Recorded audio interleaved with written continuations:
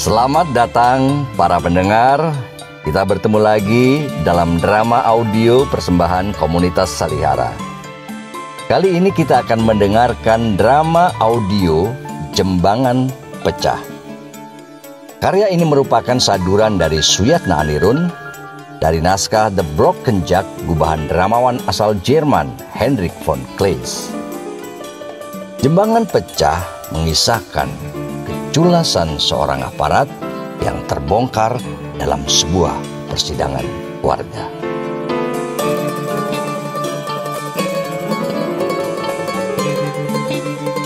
Drama ini didukung oleh para aktor Kiki Narendra sebagai Lurah Adam, Muhammad Khan sebagai Sekdes Teja, Putri Ayudhya sebagai Siti, Sam Ancu Amar sebagai Inspektur Ostibi, Anggiandra sebagai Bumarto, Eugenia Elina sebagai Parmini, Arif Sufyan sebagai Darta, dan Fitria Sari sebagai Mak Bugis.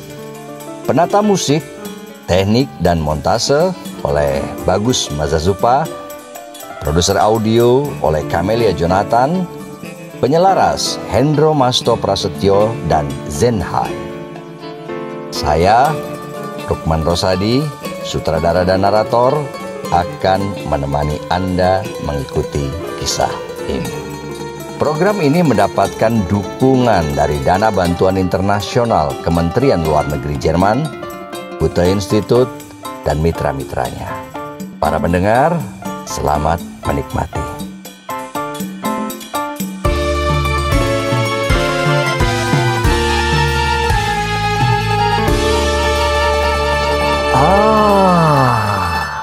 Salam jumpa lagi.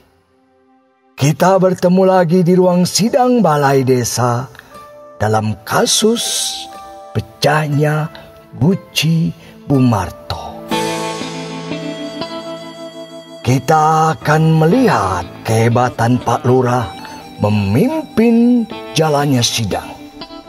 Apakah sidang ini akan juga seruat sidang-sidang di negeri ini? Mari kita jadi saksi. Baiklah, Bumarto, ajukan pengaduan Ibu.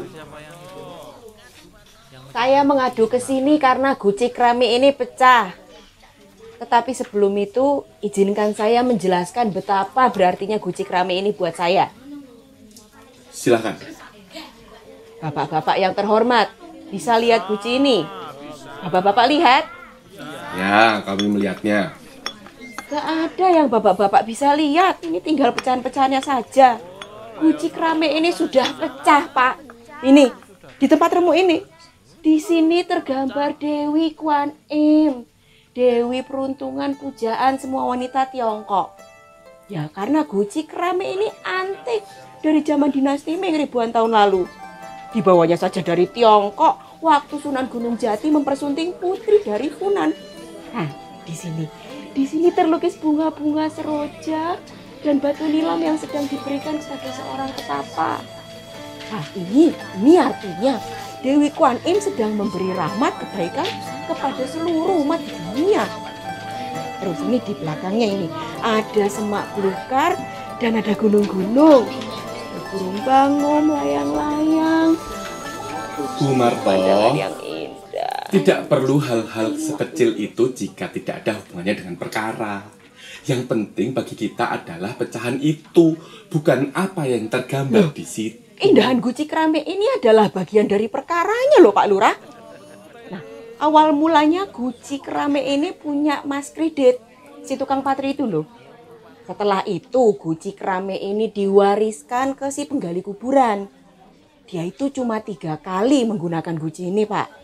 Pertama itu waktu umurnya 60 tahun dan dia mengambil istri muda. Lalu 3 tahun kemudian ketika istri mudanya itu melahirkan dan menjadikannya seorang ayah. Nah, yang terakhir itu ketiga kalinya waktu wanita itu meninggal. Bagus. Nah, guci keramik ini lalu jatuh ke tangan Ko Akyong. Itu loh Pak Lurah, yang punya toko kelontong di Munjul itu loh. Nah, lalu ada itu kerusuhan 98 toh. Rumahnya dibakar sama perusuh. Nah, Pak Akyong itu melemparkan Guci ini keluar sama barang-barangnya yang lain keluar jendela. Dia Pak Akyong itu langsung ikut lompat keluar jendela. Wah, rumahnya habis, tokonya habis, lehernya patah. Tapi loh Pak Lurah, tapi Guci ini jatuh dalam keadaan tegak, tetap utuh. Langsung pada persoalannya saja, Bu Marto. Nah, pada kekacauan itulah suami saya almarhum mendapatkannya, Pak. Astagfirullah, ini belum juga selesai, Bu. Kalau nggak boleh bicara ya sudah, biar saya pergi dan mencari pejabat lain yang mau mendengarkan saya. Ibu boleh bicara, tapi tidak mengenai hal yang aneh. Jika ibu ingin memberitahu kami bahwa Guci itu mempunyai arti khusus bagi ibu, maka kami hanya perlu tahu sejauh yang diperlukan saja. Saya kan nggak tahu berapa banyak yang Pak Lurah perlukan. Tapi saya tahu Pak, untuk mengadukan sesuatu, saya harus menjelaskan segalanya sejelas-jelasnya. Baik Bu, baik. Sekarang kita sudah tahu segalanya. Lalu bagaimana selanjutnya? Nah ini sekarang, lihat. Guci ini hancur. Guci kerame ante ini hancur dipecahkan sama si keparat itu tuh. Siapa? Lah itu dia, si Darta. Bohong Pak, ngawur. Ngawur. Diam kamu, sampai kamu ditanya. Akan tiba giliranmu ya. Sekdes, sudah dicatat dalam berita acara? Oh, ya Pak, sudah Pak. Bu Marto, ceritakan. Terus ceritakan kejadiannya, Bu. Kemarin jam 11. Kapan kata Ibu? Jam 11. Pagi? Bukan, malam. Lampu sudah saya matikan kok. Waktu saya dengar ada suara keras orang laki-laki dari kamar anak saya yang letaknya agak jauh. Wah, saya kaget Pak. Saya langsung jalan ke kamar anak gadis saya. Terus saya lihat pintu kamarnya sudah terbuka dengan paksa. Wah, saya nyalakan lampu dan saya lihat Guci itu sudah pecah Pak.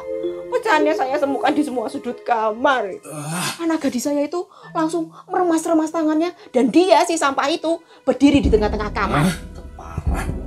Apa? Ibu melihat dia? Wah, dengan geram Pak, saya tanya dia. Apa yang kamu lakukan larut malam begini di kamar anak gadis saya? Siapa yang memecahkan Guci kerame ini? Dan tahu Pak apa jawabnya? Dasar tidak tahu malu sambil geledek. Dia bilang, seseorang baru saja melarikan diri dan menjatuhkan Guci itu.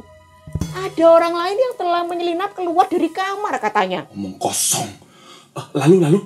Wah, saya pandang Pak anak gadis saya itu. Wah, dia berdiri, pucat seperti mayat. Saya tanya, Siti, ada orang lain. Siapa yang melakukannya? Siti bersumpah dia Pak orangnya. Apa yang pernah aku sumpahkan? Aku tak pernah bersumpah. Siti? Tidak. Ibu bohong. Nah, Bu Marto dengar? Sukanya tidak percaya saja. Asu. Diam kamu ya. Jika tidak, tonjok mulut kamu. Masih ada waktu sesudah ini. Belum sekarang. Kamu tidak bersumpah toh? Tidak, Ibu. Ibu bohong. Saya sungguh menyesal harus menyampaikannya secara terbuka. Tetapi saya memang tidak pernah bersumpah. Tak ada yang saya sumpahkan. Hati-hati kalian ya, anak-anak. Hati-hati. Sungguh aneh. Siti, kamu yakin tidak bilang begitu sama ibu? Demi Tuhan, tidak. Tidak pernah. Tapi baiklah, saya akan melakukannya sekarang. Bu Marto, apa sih yang ibu lakukan? Mengapa ibu menakut-nakuti anak yang baik itu? Kalau putri ibu itu berkata bahwa dia ingin ingat apa yang diucapkannya dan apa yang terjadi sebenarnya, mengapa ibu memaksa sih? Teruskan keteranganmu, Dek Siti. Kamu bilang begitu kemarin, Siti. Benar. Aku berkata... Tulah dia. Jablay lu. Sekdes, tulis jablay, tulis. Saya tidak mengerti apa yang kamu pikirkan, Pak Lurah. Sekdes, kamu tak perlu mencatat dalam berita acara, kecuali pengakuan gadis itu tadi. Oh ya, Siti, coba sampaikan pengakuanmu. Maaf, Pak Inspektur. Ini siapa yang harus saya periksa sekarang, Pak? Naif betul kamu, Pak Lurah. Tanyakanlah terdakwa dan selesaikanlah. Baik. Ayo lakukan. Siap. Terdakwa, harap maju. Ya Pak.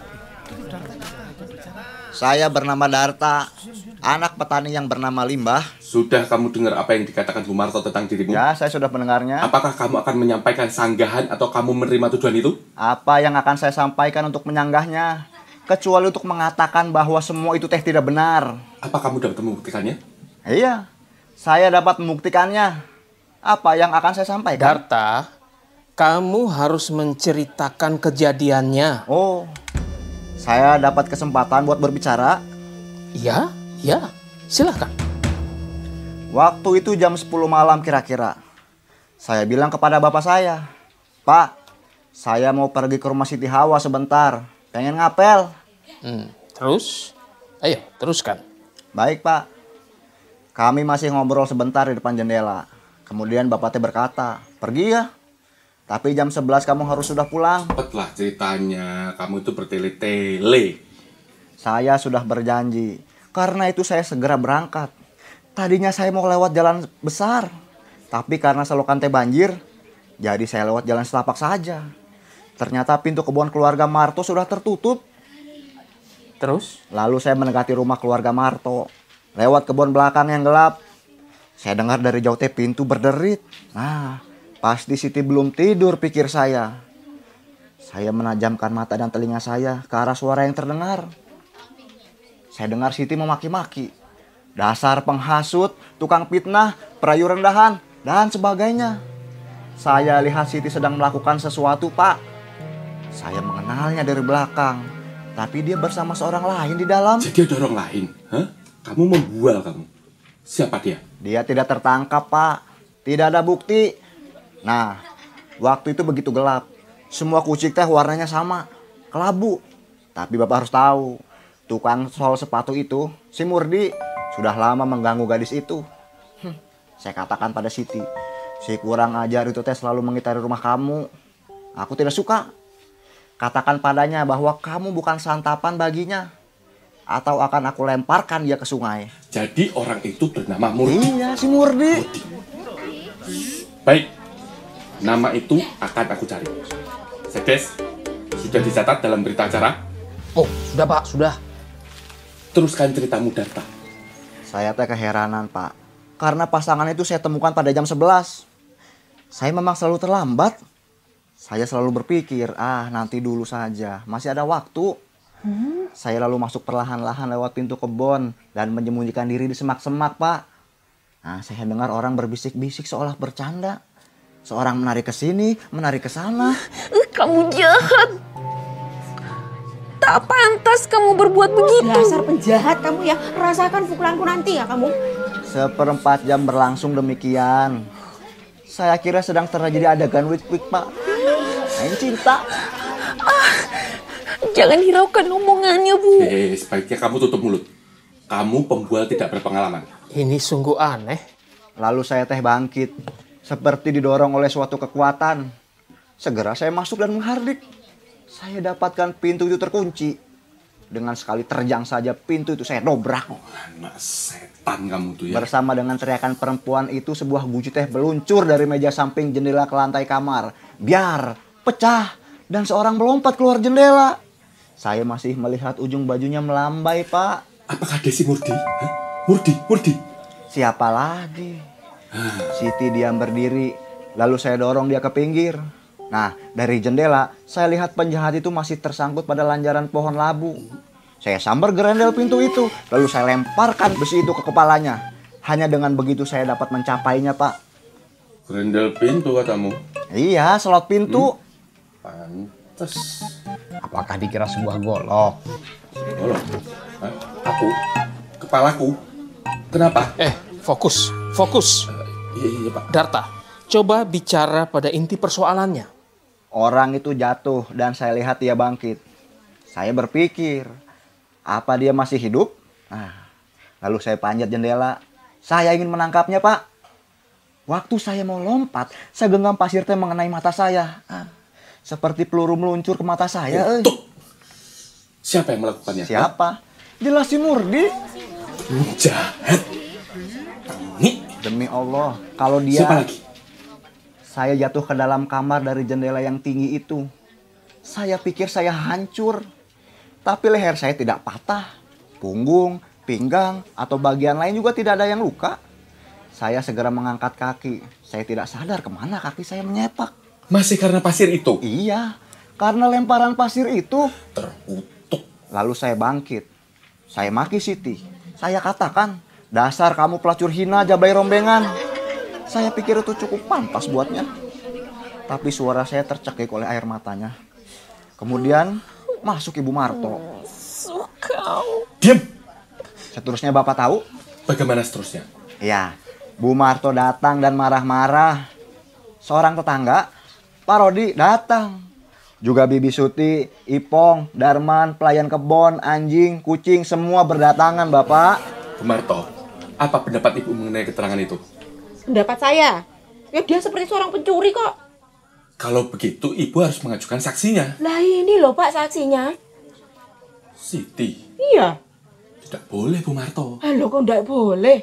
Kenapa tidak boleh, Pak Lurah? Iya aneh ya Pak Begini Pak Lurah ini. Inspektur, jika sebuah guci ataupun benda lain dipecahkan oleh anak-anak nakal, maka seorang anak tidak boleh menjadi saksi bagi ibunya. Di dalam kepalamu itu bercampur pengetahuan dan kenaifan menjadi satu. Pekat seperti adonan martabak.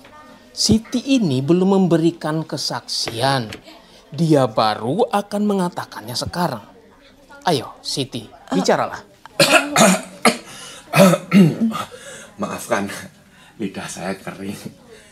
Par, ambilin saya air, Par.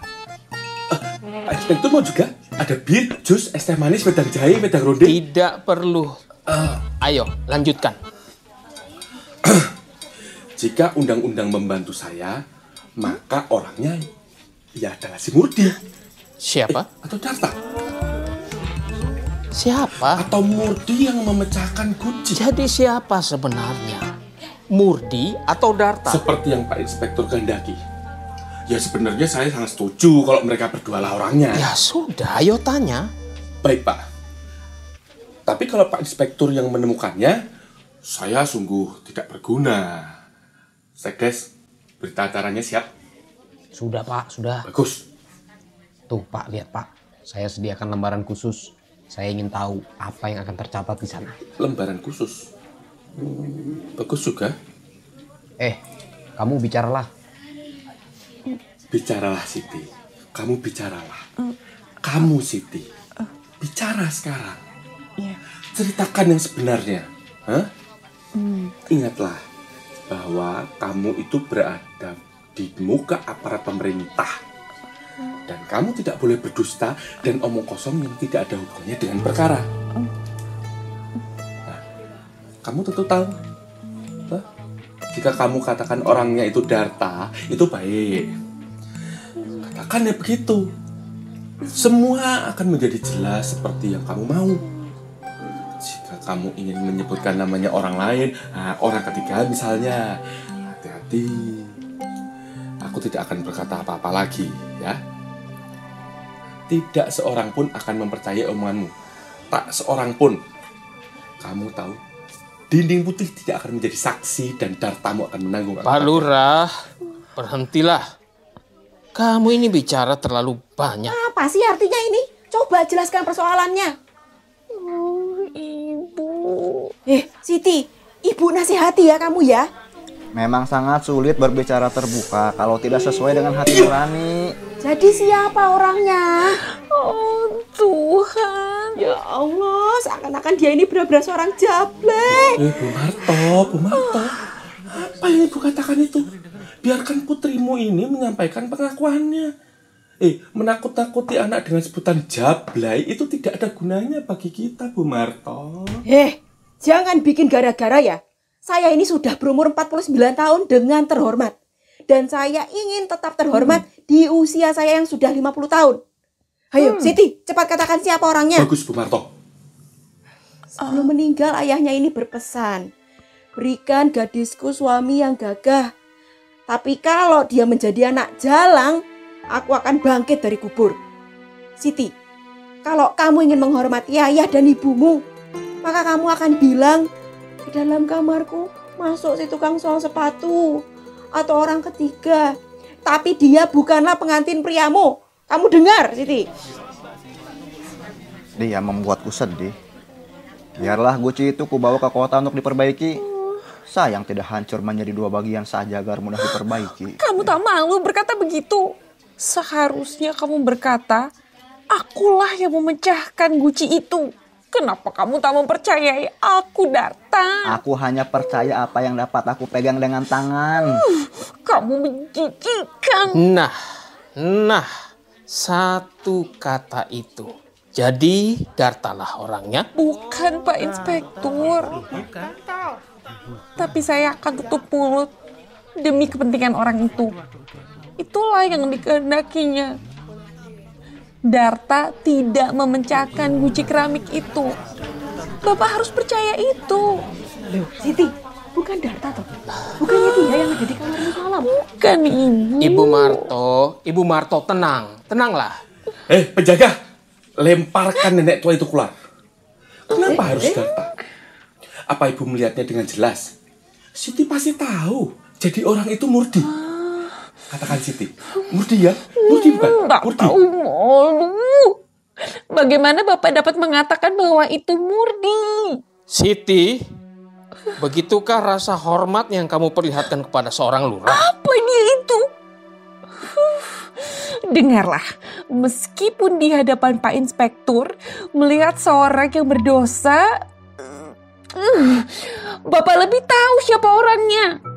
Bukankah Pak Lurah kemarin menyuruh Murdi pergi ke kota menghadap komisi pemeriksa dengan membawa surat keterangan yang membebaskan para lintah darat? Bagaimana Pak Lurah dapat mengatakan bahwa orangnya Murdi kalau Pak Lurah sendiri tahu dia berada di kota? Jadi siapa? Jika bukan Murdi, bukan Darta, bukan Murdi. Apa yang kamu lakukan? Persoalan ini harus selesai sampai tuntas. Karena itu, katakanlah Siti, siapa yang memecahkan guci itu? Demi Tuhan, saya harus tutup mulut. Tapi saya berani bersumpah bahwa Darta sama sekali tidak menyentuh guci keramik itu. Saya tak dapat mengatakan siapa yang memecahkannya. Cepat atau lambat pasti terungkap juga. Tetapi di sini... Ya tidak. Menurut hukum pun tidak. Kalau dia mau mengucapkan sumpah, maka pengaduan ibunya akan dihapus. Bagaimana pendapat Bu Marto tentang ini? Saya sangat terkejut sampai lidah saya keluh, Pak Inspektur. Saya masih dapat mengajukan bukti lain kalau anak gadis saya menolak memberikan keterangan yang diminta. Ada saksi lain? Ada, Pak. Saya masih punya saksi lain. Kalau Pak Inspektur memanggil Mak Bugis, pengasuh anak perempuan saya, itu sudah cukup. Ya. Mak Bugis telah melihat orang itu berselisih dengan Siti pada jam 11 di kebun. Siapa yang melihat saya? Saya dengan Siti di kebun? Dia dengan Siti di kebun jam 10:30. Dalam pertengkaran itu seakan-akan dia ingin mengajak Siti untuk berbuat hal yang tak senonoh. Pak Inspektur, mohon maaf Pak Inspektur. Tidakkah perkara ini sungguh melelahkan Pak Inspektur? Sangat bertele-tele. Padahal kan Pak Inspektur masih harus memeriksa keuangan dan pendaftaran. Ini jam berapa sekarang? Jam 11:30, Pak. Oh, ya harusnya sudah disiapkan makan siang. Parmi. Siapa? Saya tidak peduli. Oh, iya, baik. Apa yang harus dilakukan, Pak? Saya perintahkan... Kita tunda perkara? Lanjutkan. Oh, begitu ya pendapat Pak Inspektur. Jika tidak, Pak, saya akan menyelesaikan perkara ini besok pagi. Kita bisa istirahat sebentar ya. Kalau Pak Inspektur tidak berkeberatan tentu. Ya, tapi jangan lupa panggil Mak Bugis.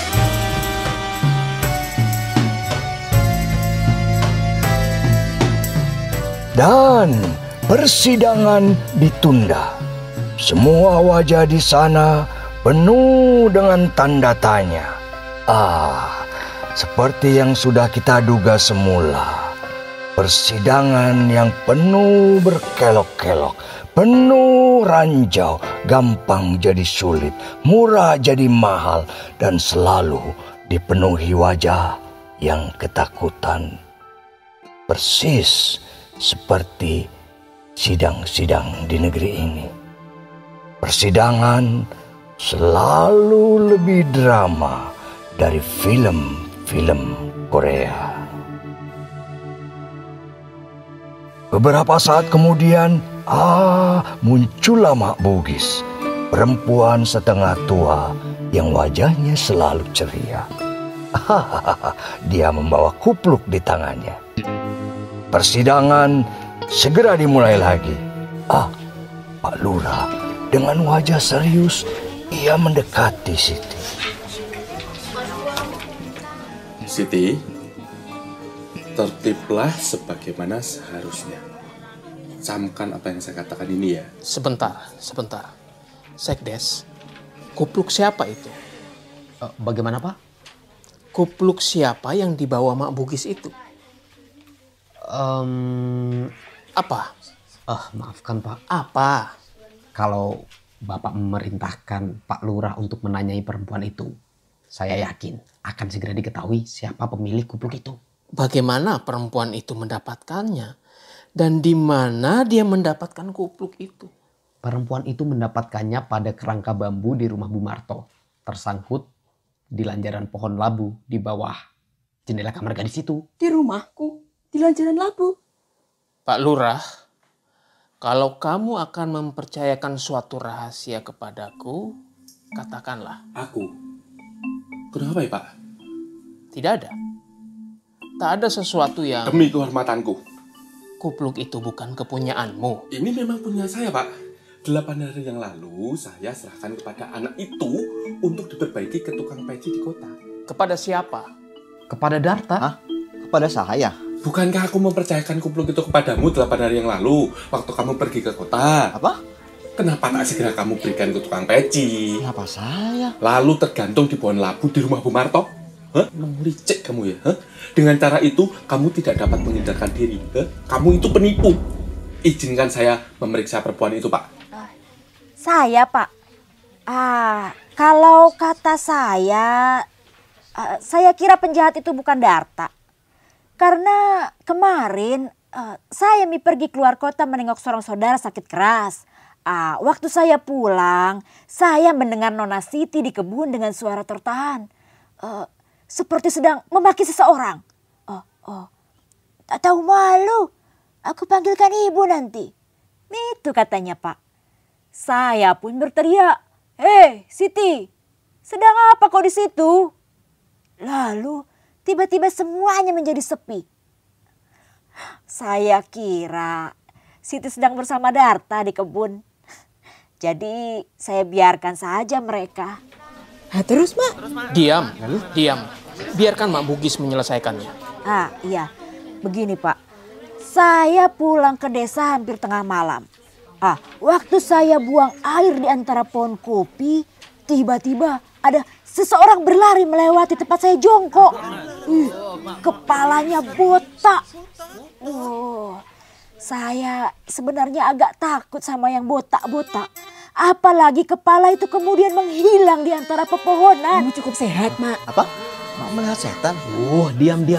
Apa Mak Bugis melihat setan? Apakah Pak Inspektur mengizinkan Mak Bugis meneruskan keterangannya? Aku tak berani memikirkannya. Tapi Pak Sekdes menjadi saksi saya. Bagaimana? Saksimu? Sampai batas tertentu, ya. Aku semakin tidak mengerti. Pak, begini Pak, saya mohon dengan sangat untuk tidak mengganggu cerita Mak Bugis. Bahwa itu setan sama sekali tak saya katakan. Akan tetapi tentang kepala botak, semua itu benar. Iya, karena saya mendengar apa yang terjadi di rumah Bu Marto, saya pun meneliti peci si penjahat yang semalam saya temukan pada pohon labu. Saya periksa tempat di mana dia melompat keluar dari jendela dan di sana saya temukan dalam lumpur suatu jejak. Yang sebelah kanan sebuah jejak kaki yang halus, bertepi bagus, pasti jejak manusia. Tapi Pak, yang sebelah kiri, sebuah kaki yang kasar, tak berbentuk, seperti kaki kuda yang terbenam dalam tanah becek. Ini omong kosong. Sungguh Pak, Di bawah pohon labu itu terlihat bercak lumpur yang agak melebar. Seakan ada babi yang berguling di sana. Dari situ terlihat kaki manusia dan kuda melintang silih berganti melewati kebun. Terus menjauh. Apakah penjahat itu mencoba meniru setan? Setan lagi. Pokoknya Pak Lurah tidak dapat menghukum orang yang tidak memecahkan guci itu. Karena inilah buktinya Pak. Jejaknya di mana dia telah berjalan. Sekdes, kamu yakin? Jejak itu memang benar, Pak. Begini. Persoalan ini tampaknya serius.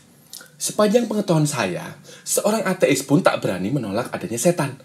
Kejadian yang kita hadapi ini agaknya perlu didiskusikan. Nah, sebelum kita mengambil kesimpulan, sebaiknya kita menanyakan dulu kepada majelis ulama di kota. Bagaimana pendapatmu, Sekdes? Saya kira Bapak tidak memerlukan majelis ulama untuk memutuskannya. Perkara ini jelas kaitannya satu sama lain. Jelas sekali Pak. Saya bersama Pak Sekdes mencoba mengikuti jejak itu untuk melihat kemana setan itu lolos. Mula-mula kami temukan sebuah lingkaran di kebun. Tak jauh dari situ, jejak itu mulai kelihatan Pak. Ke arah mana jejak itu? Ke arah mana? Apa Pak Inspektur tak dapat melihatnya? Sungguh Pak, jalan terdekat kepada Pak Inspektur. Kepada kita? Iya. Di sini? Dari kebun kopi itu dia ke lapangan bola. Lewat kolam ikan, terus gang kecil, menyeberangi kuburan. Lalu ke sini, ke Pak Lurah Adam. Lurah Adam? Ke sini? Iya. Kepadaku? Ke Pak Lurah ya. Apa setan bisa tinggal di balik desa? Saya tidak tahu apakah dia tinggal di sini. Tapi jejak itu ke arah belakang Pak. Sampai tangga rumah. Barangkali dia melewati... Ya, barangkali juga cuma lewat. Tapi ada juga jejak depan rumah. Di depan? Di depan nggak ada jejak loh. Tentu saja sekarang tidak ada. Karena telah terinjak-injak banyak orang. Bagaimana Bapak ini? Pak Inspektur, saya pikir satu-satunya harus diteliti sekarang adalah kupluk ini. Sudah. Kita tutup sidang ini. Apakah Bapak mengira saya meninggalkan kupluk itu pada pohon labu? Lah, bukankah kuplukmu sudah terbakar? Tidak hanya terbakar, Pak. Seekor kucing telah beranak dalam kupluknya katanya. Apa ini? Apa ini, ha? Saya menolak ya. Sidang ini seolah-olah menuduh saya. Saya mohon Bapak tidak terburu nafsu. Selama Siti itu menutup mulut, dengan dalih apa kalian menuduh saya? Orang yang mengatakan bahwa kupluk itu milik saya akan saya tuntut. Ayo, weh. Tapi kupluk itu cocok benar dengan kepala Pak Lurah ya. Dusta, bohong kamu. Kupluk itu pun terlalu besar untuk saya, apalagi menutup kepala. Oh, lihat nih. Dasar ulah keparat, bajingan tengik. Darta, diam. Dasar aparat terkutuk. Diam. Haruskah aku menutup sidang ini? Ya, apa yang Pak Inspektur perintahkan? Siti, apa dia orangnya? Darta, beraninya kamu ya? Kamu akan kutangkap. Lurah sialan. Brengsek. Penjaga, kemari. Kamu brengsek. Darta, kamu tidak punya akal lagi.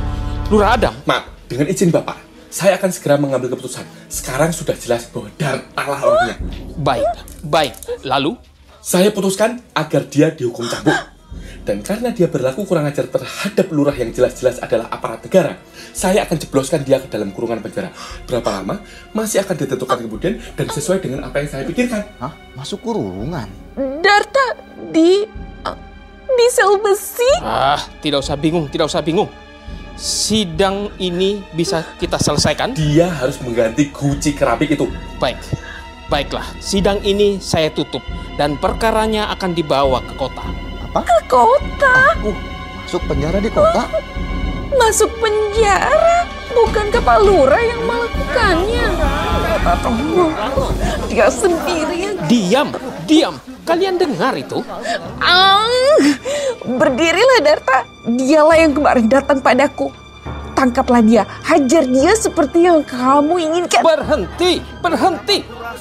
Siapa yang berani mengacau di sini? Biar setimpal dengan hukum cambuk itu. Darta, cepat. Lemparkan dia dari kursinya. Maaf, bapak-bapak, ibu-ibu, kula nuwun. Jangan lari lurah sialan. Tangkap dia. Cepat. Dasar aparat. Kamu tak dapat menangkapnya. Cepat, panggil penjaga.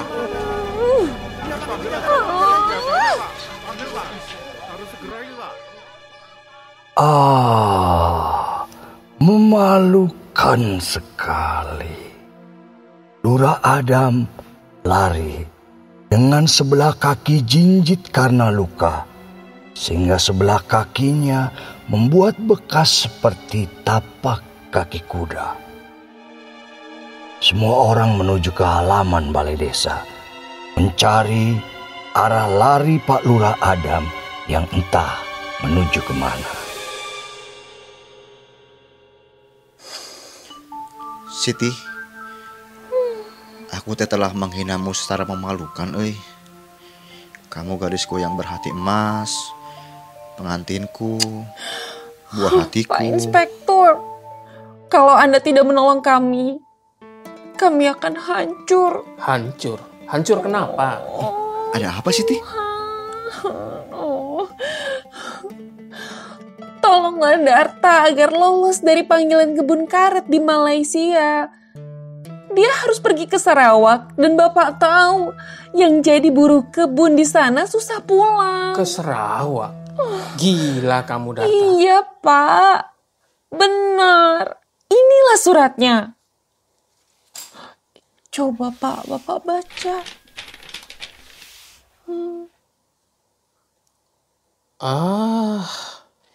Ini tuh penipuan yang licin dan belum pernah terjadi. Surat ini palsu. Palsu? Iya, palsu. Sekdes, apa ini surat panggilan yang baru-baru dikeluarkan Dinas Tenaga Kerja? Hah? Panggilan apa? Selembar kertas yang ditulis tangan? Hah? Tidak. Tidak, Pak. Pak, tapi surat itu... Oh, betapa jahatnya. Dia membohongiku. Dia datang malam itu menunjukkan surat untuk Darta. Dia menyelinap ke dalam kamarku untuk melaksanakan kehendaknya kepadaku. Demikian rendahnya yang dimintanya hingga tak ada mulut gadis yang berani mengucapkannya. Penipu hina. Lihat itu. Lurah Adam lari seperti menghindari tiang gantungan. Menginjak-injak ladang yang telah dibajak. Sekdes Teja bawa dia kembali supaya jangan membuat onar untuk membela diri. Dan tentu saja dia dibebaskan dari segala jabatannya dan kamu kuperintahkan untuk menggantinya sampai ada ketentuan lebih lanjut. Ayo, cepat.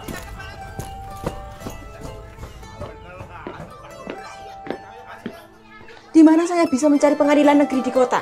Mengapa, Bu? Mengapa? Bukannya persoalan Guci Krame itu belum diputuskan? Ya, hari Selasa dan Jumat adalah hari sidang. Ya sudah, kalau begitu saya akan menyesuaikan diri.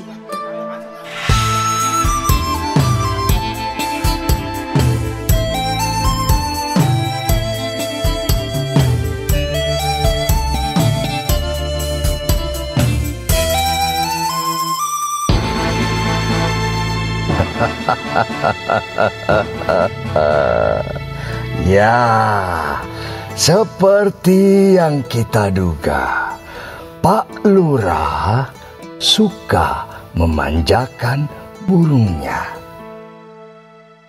Seperti kata Bu Marto, baiklah, saya akan menyesuaikan diri.